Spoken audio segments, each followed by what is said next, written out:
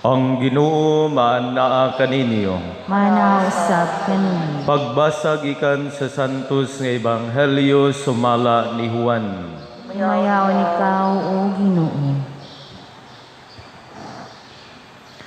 Sa pagkasaumsum na nangadto sa lanaw ang iyang mga tinun-an og nanakay og sakayan. Unya nanabuk balik sa Kapernaum. Apan nagabii na lamang wala gihapon mahiapas kanila si Jesus. Niadtong higayuna nagbalod pag-ayo tungod sa kusog nga hangin.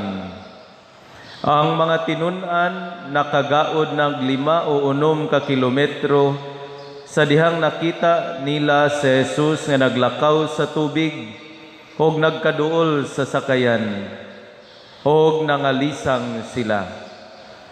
Si Jesus mingon kanila, "Ayaw kamo kahadlok kay ako kini." Nalipay sila nga mipasakay kaniya og diha-diha ang sakayan midunggo sa dapit nga ilang gipadulngan. Mga igsoon, ang ebanghelyo sa Ginoo. Daygon ikaw, O Kristo. Maayong buntag kaninyong tanan. Karong buntaga mga igsuon, ako ang nakapuli sa naandan nga tulumanon sa atong Padre Cura tungod kay naaman siya sa Davao karon. Mao nga atong iyampo si Father Siano nga maayo lang unta ang iyang pagbiyahe. Mga igsuon, adunay manunulat nga nagingon, "We are safe with God in the middle of the storm rather than everywhere else without Him."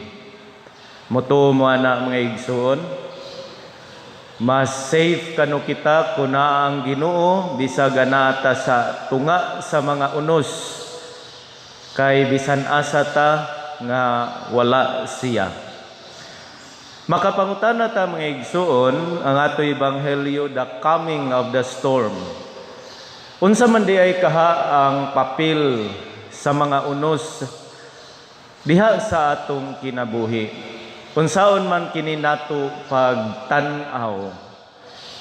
Ang unos mga igsuon magdala gayud kini og kahadlok. Labi na gayud sa mananagat tungod kay ang unos magdala man kini og kusog nga hangin og dagko nga mga balod. Magdala og kahadlok ang unos tungod kay moabot man kini nga wala damha sa tao.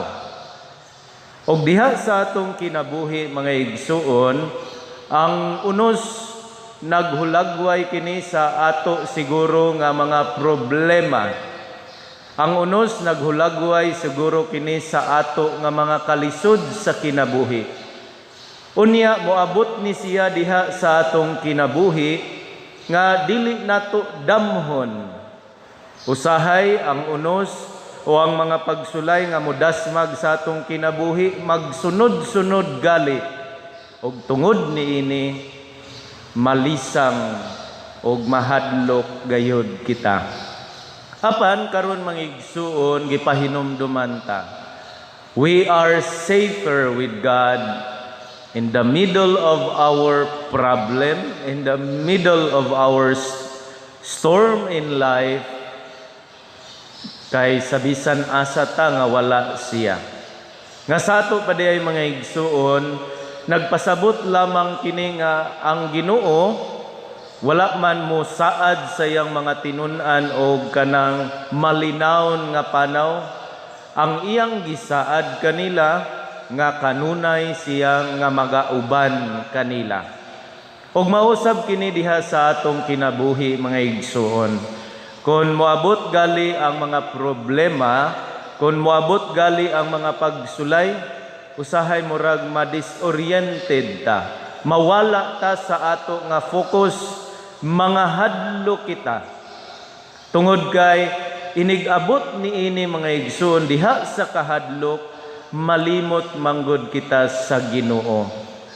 Nalimot kita nga siya misaad kanato, nga kanunay siya nga makig-uban kanato. Dili lang panahon sa kalipay, apan ang Dios makig-uban usab kanato bisan diha sa ato nga mga kalisdanan.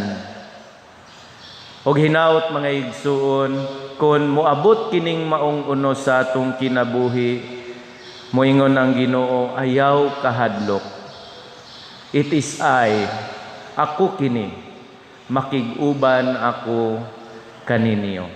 Og maghatag kini natog kalig-on mga igsuon sa pag-atubang sa mga kalisod, sa mga pagsulay, sa mga problema, sa unos sa atong kinabuhi.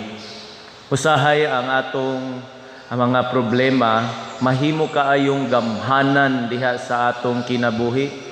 Usahay ang atong mga kalisod, mga igsuon, mao'y hinungdan nga murag masawpan ang atong kinabuhi. Muratag malunod ug maunlod. Apan mga igsuon, dili nato kalimtan nga ang Dios mas gamhanan pa kay sa mga problema, mga unos sa atong kinabuhi nga ato nga giatubang.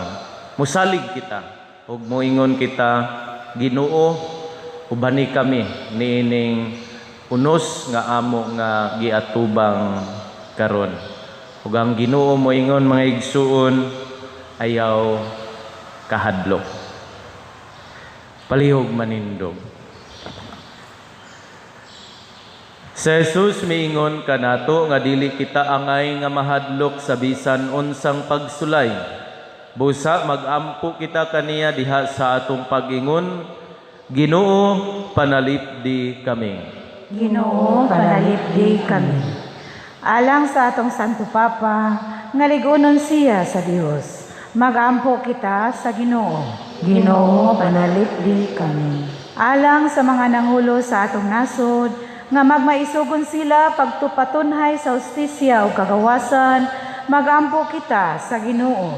Ginoo, panalipdi kami. Alang sa malampuson ug malinawon nga piniliay, magampo kita sa Ginoo.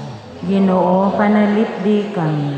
Alang niadtong nagantos sa nagkalain-laing matang sa sakit, nga makabato na sila og hingpit nga kaayuhan og kahupayan diha ni Kristo, magampo kita sa Ginoo. Ginoo, panalipdi kami. Alang sa sulugoon sa Dios, Teofilo Kamumot Obispo, nga mabayaw na sa kadungganan sa altar, magampo kita sa Ginoo. Ginoo, panalipdi kami. Alang sa mga proyekto dinhi sa atong simbahan, nga pinaagi sa pangama ug pagiya ni San Vicente Ferrer, magmalampuson ug mahuman unta sumala sa atong mga giplano, gipangandoy, mga muyo kita sa Ginoo. Ginoo, panalipdi kami. Alang sa tanang mga benefactors ug donors sa atong simbahan, nga mihatag og pinansyal ug lain-laing hinabang, ug alang sa mga nagtrabaho dinhi sa atong mga proyekto, nga hatagan unta sila sa Ginoo ug daghan pang mga grasya sa ilang kinabuhi, malikay sila sa mga kadautan ug molampos unta ang tanan nilang mga paningkamot, mga muyo kita sa Ginoo. Ginoo, panalipdi kami. Alang sa mga nangamatay, nga ilan ang masudong ang naong sa Dios, magampo kita sa Ginoo. Ginoo, panalipdi kami. O Dios, lig-una nga mong pagtuog pagsalig kanimo, aron dili kami mahintumpawak sa linglas sa dautan. Hinunua idangat kami sa kinabuhing tunhay, pinaagi ni Kristo among Ginoo. Amen. Ang